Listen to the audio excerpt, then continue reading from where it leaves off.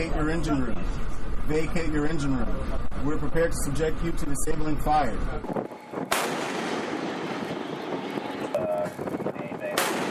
The U.S. destroyer fired several rounds toward an Iran-flagged cargo ship. President Donald Trump first announcing the U.S. Navy fired on. After 6 hours of radio warnings, the situation finally broke. The Iranian-linked cargo ship kept moving.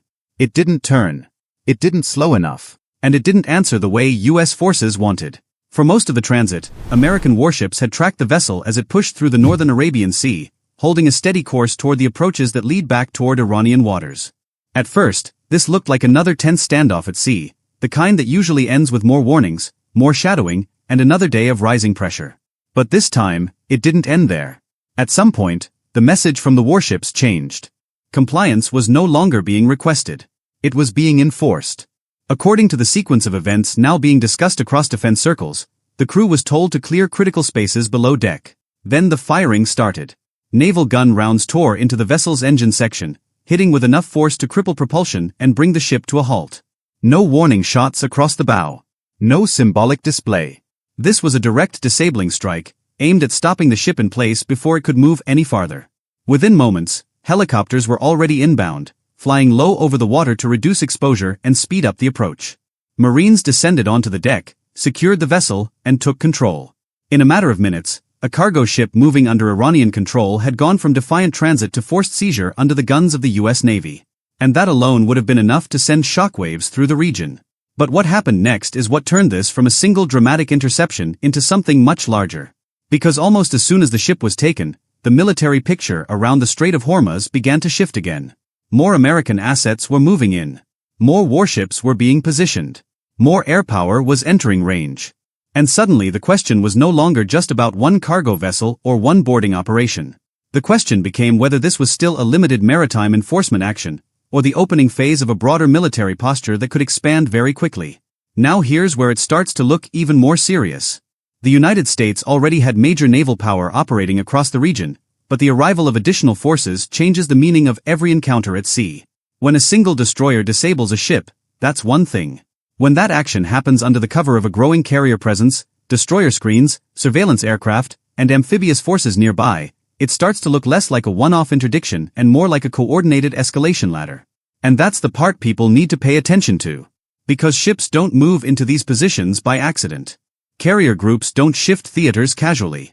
And Marines don't board vessels under live-fire conditions unless commanders are prepared for what might come next. The reason this matters so much is simple.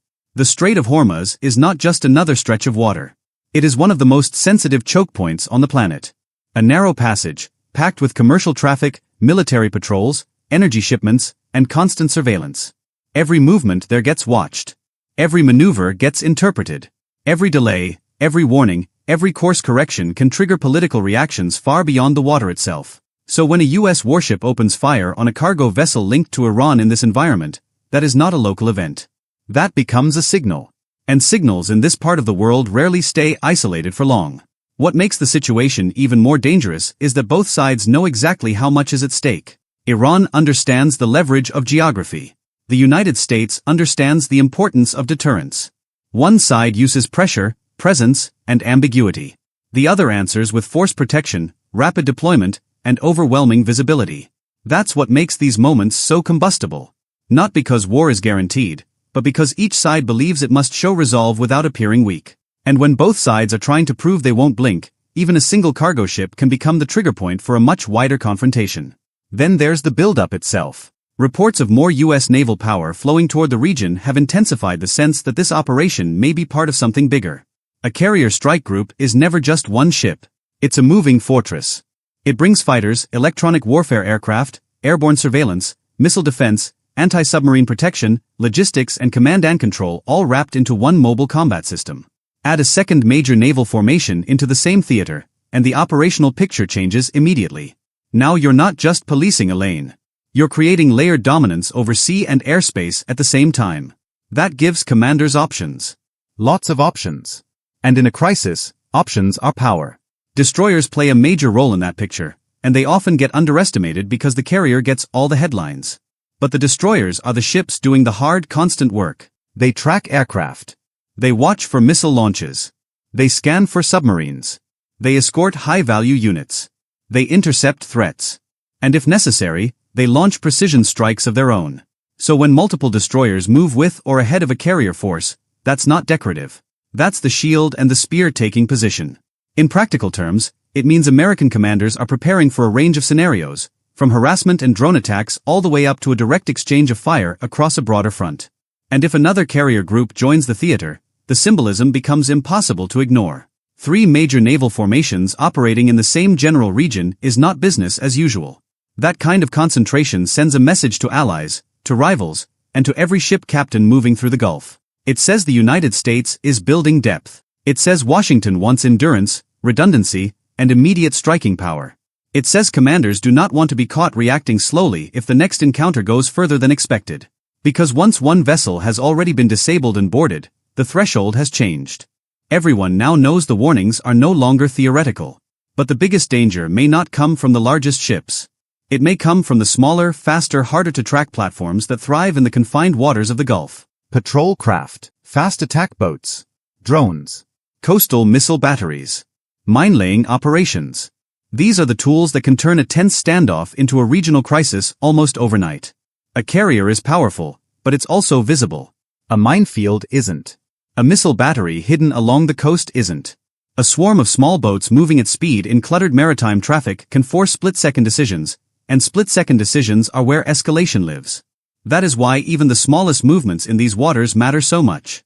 Because the region does not need a full-scale invasion to become unstable. It only needs one misread signal and one aggressive response. This is also why smaller U.S. ships matter more than people realize.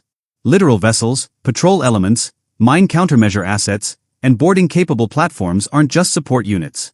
In this environment, they are frontline tools. They handle the close work. They inspect. They monitor. They escort. They control tight sea lanes where larger ships have less flexibility. And if Iran or any affiliated actor tries to use mines, disguise commercial traffic, or swarm tactics, those smaller platforms become essential. They are the ones operating in the spaces where major strategic decisions turn into direct contact. That's where the real pressure is felt, not in the maps on TV, but in the narrow corridors where ships pass within sight of one another. So when you zoom out and look at the full picture, this no longer resembles a narrow enforcement operation. It looks like a layered maritime campaign.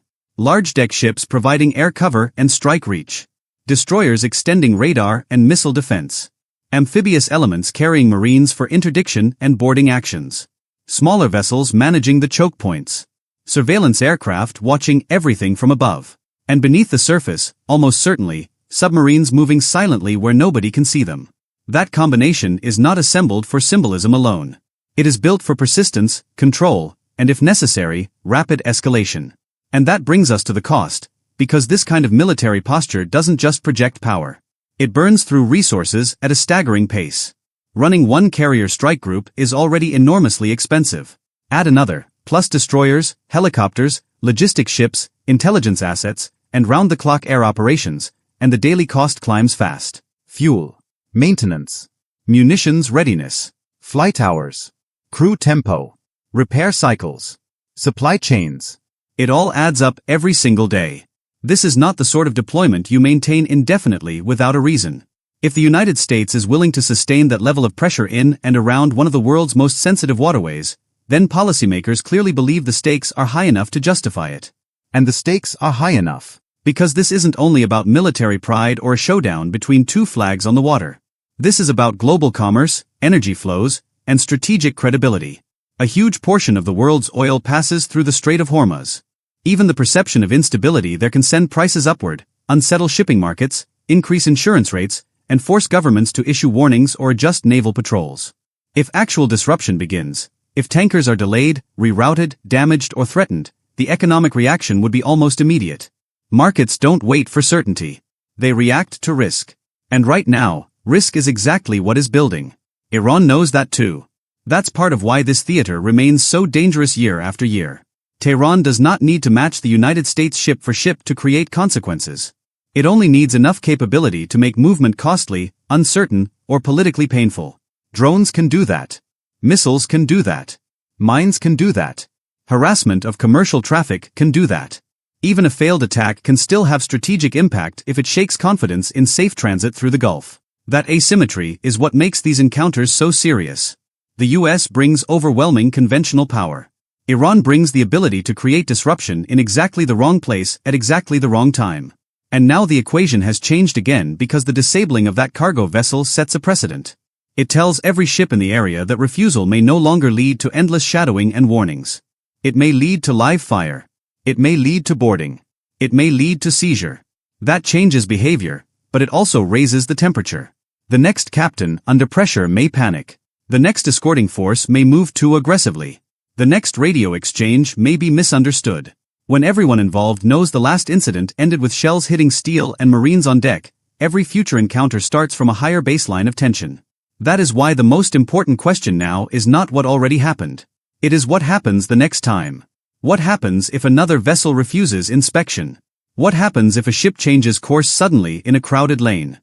What happens if drones appear overhead during another interdiction? What happens if a missile launch is detected at the same moment a boarding team is inbound? What happens if Iran decides that direct response is necessary to restore deterrence on its side? These are not abstract questions anymore. They are operational questions, and operational questions in this region have a way of turning into headlines very fast. Maybe this stabilizes. Maybe the show of force works. Maybe commanders on both sides decide that the cost of pushing further is too high and the confrontation settles back into a pattern of patrols, warnings, and strategic messaging. That is still possible. In fact, that is usually what everyone hopes for after a dangerous incident like this. But hope is not a plan, and the military movements underway suggest that nobody is relying on hope alone.